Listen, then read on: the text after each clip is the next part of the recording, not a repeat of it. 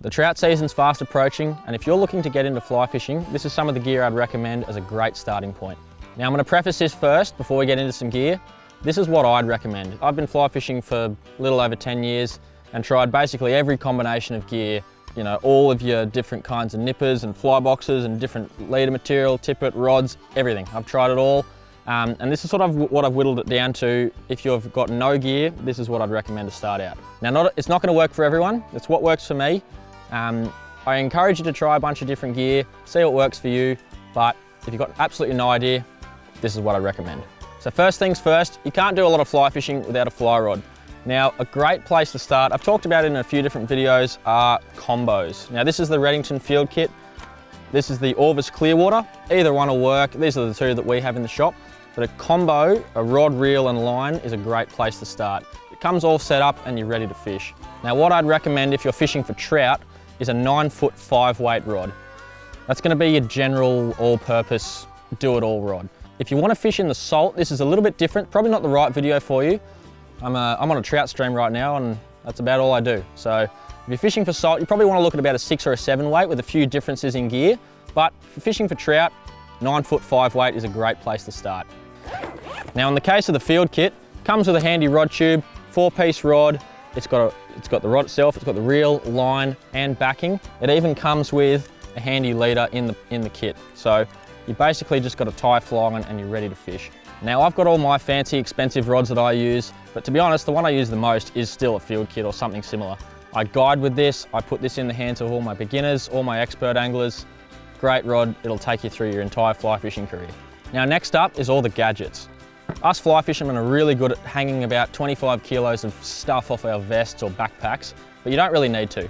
I've found a simple kit over the years, makes you faster on the water, it's less expensive overall. If you want to cover a lot of Ks in a day, carrying something light is going to be better overall. Now the first tool I'd recommend is buying a pair of forceps that have scissors in them. There's a couple of different options you can go here in fly fishing. You can get the line nippers, which is another great way to go. You can get just forceps, but I found having these all in the one tool is a great thing. Use them to crimp barbs of hooks. You can get flies out of fish. They're scissors, so you can cut any line you'll ever need. There's a little hook eye cleaner on them, so you can clean out flies if they've got a bit of stuff in the eye. Nice foam grip, and I just hang a piece of old fly line off the end of mine, so I can have it around my neck and fish like that. So it's nice and easy that I can do all my work nice and quickly in the one tool. So I don't need to carry a pair of nippers, a pair of forceps, a pair of something else, a pair of something else. Just all in the one, nice and easy. Next after your forceps is a fly box full of flies. Obviously you need some flies to catch fish, any small fly box will do. Something to hold your flies nicely, and having a good selection of dries, nymphs and wets. This is a bit overkill for when you first start out. You'll probably end up getting to this stage eventually, but when you first start out, a small selection of nymphs, dry flies and streamers is perfect for trout in Australia. Now I'm going to give myself 6 flies to choose from if I was going to first start out. I'd probably say a dark brown pheasant tail nymph is a must. Something a little bit brighter like this Duracell or pink tag. Dry flies, stimulator is a great option, and in combination with that, a big grasshopper, a big foam terrestrial. And streamers, you can't really look past a woolly bugger. All of these here are basically a woolly bugger variation. So if you've got a couple of nymphs, a couple of dries and a couple of streamers, you'll be good to go. So next up after some flies are some leaders. In trout fishing, we generally use tapered leaders that are about 9 foot in length. Leaders and tippet, which we'll talk about in a minute, are very confusing.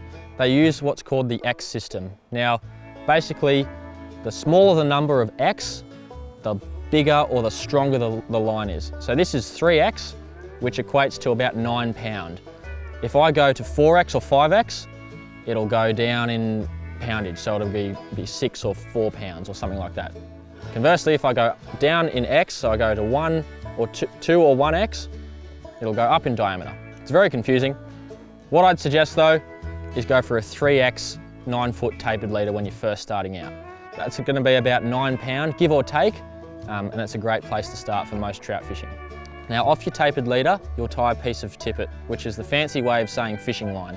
When we're tying on a leader and tippet, we have to step down in our X system. So I've got a 3X leader here. What I'm going to tie onto the end is 4X, so we're tapering the line down. Now the reason I choose a 3X leader and 4X tippet overall is that's what I found to be the most common breaking strain that I end up using for trout fishing in Australia. You can go lighter or heavier depending on the situation. When you're first starting out though, 3X leader and 4X tippet is a great balance between stealthy presentations while being strong enough to handle most fish and snags that you'll encounter. Now coming back to your flies, the dry flies that you'll have in your kit, they'll float on the surface for a little bit at the start, but they will start to get a bit wet and begin sinking. That's why the next piece of gear I'd recommend is a small jar or tube of gel floatant. You brush a little bit of that on your dry fly and it'll keep it floating for the entire fishing day. It's a great bit of kit to have, perfect when you're starting out. Now the last bit of gear I'd recommend is some form of strike indicator. It's the fancy way of saying float in fly fishing. And you know when this goes under, it's party time, you strike. These are great for fishing with nymphs and subsurface flies, which we've got a whole series on our channel about how to fish with nymphs. But having a small selection of strike indicators or floats is awesome for when you're starting out. I'd recommend the easy option is these Orvis indicators. They're a foam style indicator that screws onto your line, and when you see that go under, it's game on. Now what are we going to put all this gear in? There's a few different ways to go about it. You've got vests, you've got hip bags, you've got backpacks, you've got boxes, heaps of different options. Now when you're first starting out, I'd recommend either a vest or a hip bag. It'll keep the kit nice and small, super easy. You won't have to carry heaps of weight and hang a bunch of stuff off you. For me personally though, I carry a backpack most of the time. I'm usually carrying a jacket, extra food, snacks, maybe some camera gear. So that's what I usually use. You can also, if you're fishing out of a boat a lot, you can use a waterproof box or just any fishing bag that you like, just somewhere to keep all your gear nicely. Another thing to keep in mind, if you're going to be fishing in a lot of wet environments, I mean we are fishing after all, going for a waterproof bag is always a good idea. Not essential, but it is a good idea to get a waterproof bag. Vests, they're not going to be waterproof though, so, or if none of those options sound good, go rogue, jam it in your pockets. I don't care, do what you want to do. Now one thing I didn't talk about is a net, really important piece of kit. If you can get a weigh net or just a standard net, anything will do, whether it's the cheapest or the most expensive, as long as you remember to bring it. And I didn't remember one today, and neither do I on most of my fishing trips, but that's all right. So that's it, that's all the gear that I'd recommend when you're first starting out. Now, do you really want to look like a Christmas tree walking down the river with a bunch of gear hanging off your vest? I don't think so. Take this simple kit and have some fun.